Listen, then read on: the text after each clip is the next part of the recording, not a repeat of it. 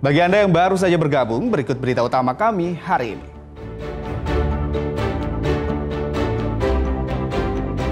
Puting beliung disertai hujan es terjang 3 kecamatan di Jombang. Belasan rumah rusak, pohon bertumbangan.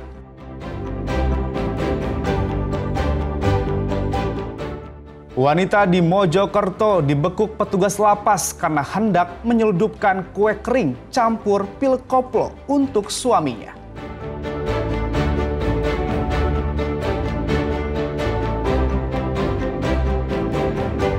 Melihat kontes sapi sonok di Pamekasan, kompetisi adu kecantikan sapi-sapi betina di atas panggung.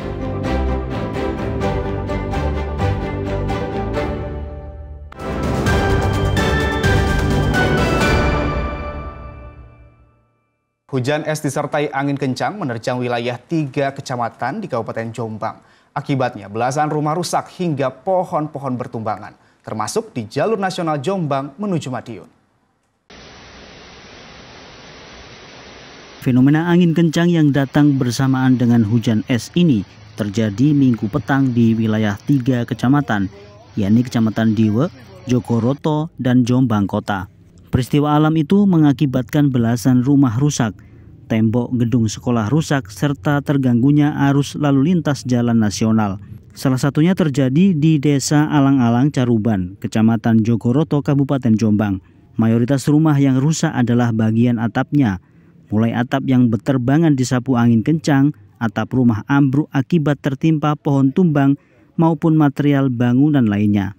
Selain itu juga terjadi di Kelurahan Jombatan dan Desa Gendeng, Kecamatan Jombang Kota. Di lokasi ini bahkan terdapat tembok sekolah yang ambruk sepanjang 100 meter. Ini sementara ini ada 1, 2, 3, 4, 5 ini. Ya, sementara. Terparah kondisinya seperti apa, Pak? Yang sana itu dekatnya jalan, paruh. Yang sana itu ruang tamu sama dapur. Sudah hancur semua, nggak bisa dipakai. Dan di situ ada, nggak salah ada sepeda 3. Saat ini sudah ada 8 laporan yang masuk, 9 laporan yang sedang kami tangani. Ada di 9 titik pada 3 desa dan 3 kecamatan.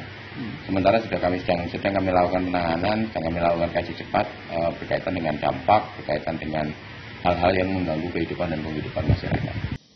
Selain mengakibatkan rumah dan bangunan rusak, angin kencang dan hujan deras tersebut menyebabkan pohon bertumbangan, salah satunya di Jalan Nasional Jombang-Madiun, hingga membuat lalu lintas macet total beberapa jam karena pohon yang melintang di jalan. Hingga Senin siang, BPBD Jombang masih mendata dan menangani sementara kerusakan akibat bencana alam tersebut. Dwi Mujiarso dan Sri Rama melaporkan dari Jombang. Hujan deras yang mengguyur Lumajang Minggu pagi mengakibatkan banjir lahar dingin dari Gunung Semeru. Akibat diterjang banjir, jalan penghubung antar dusun di Desa Jugosari, Kecamatan Candipuro, Lumajang, Senin pagi putus. Kini warga terpaksa melintasi sungai menggunakan jembatan bambu sederhana demi melanjutkan aktivitas harian mereka.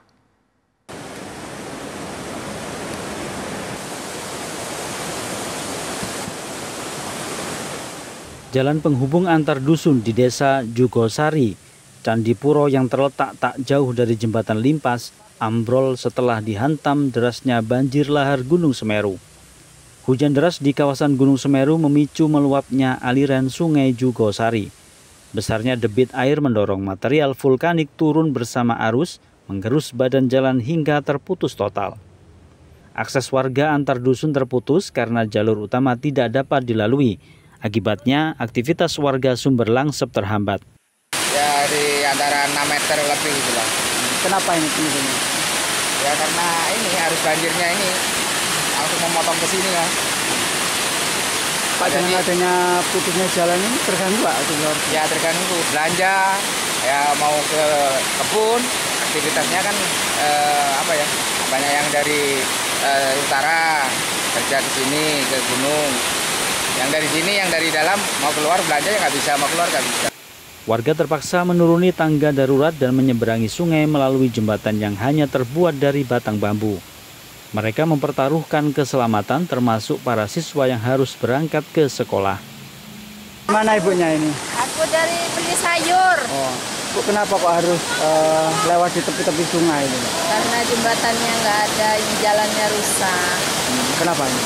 Karena habis banjir kemarin. Bu, dengan adanya putusnya jalannya terganggu nggak? Oh, sangat terganggu. Anak-anak banyak yang tidak bisa sekolah. Minggu pagi, banjir luapan sungai akibat lahar dingin dari Gunung Semeru juga merendam lebih dari 1.000 rumah di 3 kecamatan yakni Jatiroto, Rowokangkung, dan Sukodono. Nur Salim dan Sri Rama melaporkan dari Lumajang.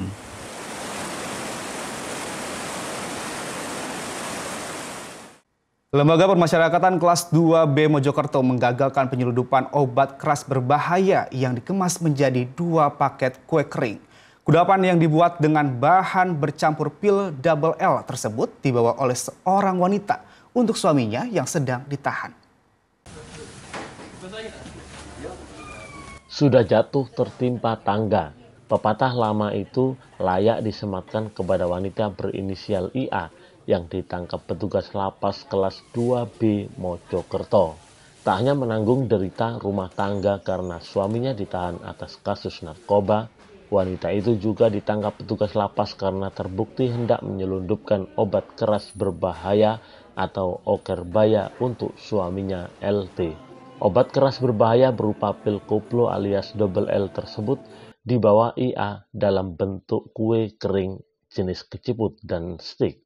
Saat ditangkap petugas, pelaku sempat heran sebab tak tahu kue kering yang dititipkan seseorang untuk suaminya tersebut ternyata mengandung pil koplo. Terungkapnya penyelundupan ini berawal dari kecurigaan petugas dengan rasa kue kering tersebut usai mencicipinya. Dari hasil uji laboratorium, stik dan keciput positif mengandung bahan-bahan pembuatan pil double L. Kasat Narkoba Polres Mojokerto Kota, Ibtu Arif Setiawan mengatakan kue kering tersebut dibuat dengan adonan yang dicampur pil koplo. Rencananya kue kering itu akan dijual di dalam lapas dengan harga Rp10.000 per 1 buah keciput atau stik. Jadi 1 botol pil koplo yang berisi 1.000 butir itu dicampur dengan tepung, kemudian dibentuk yang stik ini sama kue keciput ini. Karena nanti di dalam rencana mau diedarkan Rp10.000 per stik atau per bulatan 1 per keciput itu. Polisi kini memburu pelaku yang membuat dan menitipkan kue kering tersebut kepada istri salah satu tahanan narkoba itu. Dia Eko Purwoto dan Sri Rama melaporkan dari Mojokerto.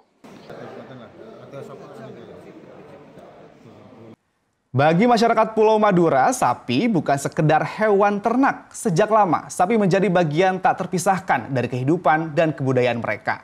Tak hanya membantu di ladang, sapi juga memiliki panggung tersendiri. Dalam ajang kebanggaan warga Madura, kontes sapi sonok. Seperti apa serunya ajang kecantikan sapi Madura itu? Berikut liputannya untuk Anda.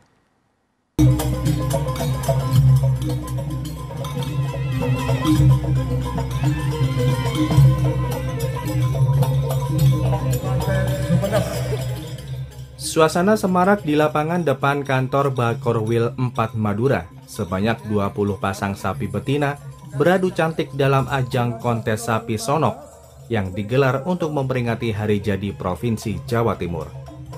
Sebelum naik ke arena, para pemilik sapi mendandani hewan ternaknya agar terlihat menarik.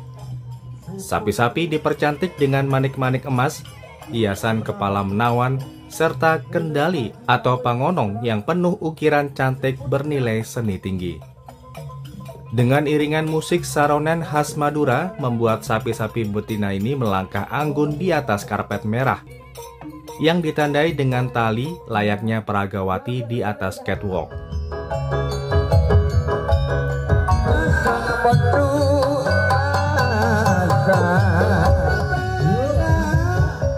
Setiap gerakan langkah harus rasi, terpadu, dan anggun. Sebuah tantangan bagi para pemilik untuk melatih sapi mereka selama berbulan-bulan. Dalam penilaian, juri memberikan nilai terbaik untuk keseimbangan langkah, keindahan bulu, serta kebersihannya. Tak heran para pemilik rela mengeluarkan biaya hingga jutaan rupiah demi menampilkan sapi terbaiknya. Sapi Sonok intinya kita kembali lagi ke pemurnian sapi Madura. Salah satu yang terbaik ini seperti sapi Sonok ini salah satu diikat oleh budaya sapi. Jadi saya jamin tidak akan punah budaya. Kontes sapi Sonok ini bukan sekedar ajang kecantikan, namun juga upaya untuk melestarikan warisan budaya Madura dan mempererat silaturahmi antar peternak. Sebelum penilaian dimulai, seluruh peserta menggelar arak-arakan mengelilingi lapangan. Musik saronen yang dimainkan 9 orang dengan busana adat Madura menambahkan nuansa khusus yang membuat penonton terpesona. Luar biasa dengan inisiasi dari teman-teman Paguyuban Sapi Sonok sehingga pelaksanaan festival bisa berjalan dengan lancar, sukses dan sehat semuanya, dan para peternak sapi akan menjadi mempromosikan salah satu ikon yang ada di Pulau Madura ini dengan produk kualitas sapi yang luar biasa dan mungkin itu membedakan dengan sapi yang ada di luar Madura. Ibu Kepala Dinas Peternakan.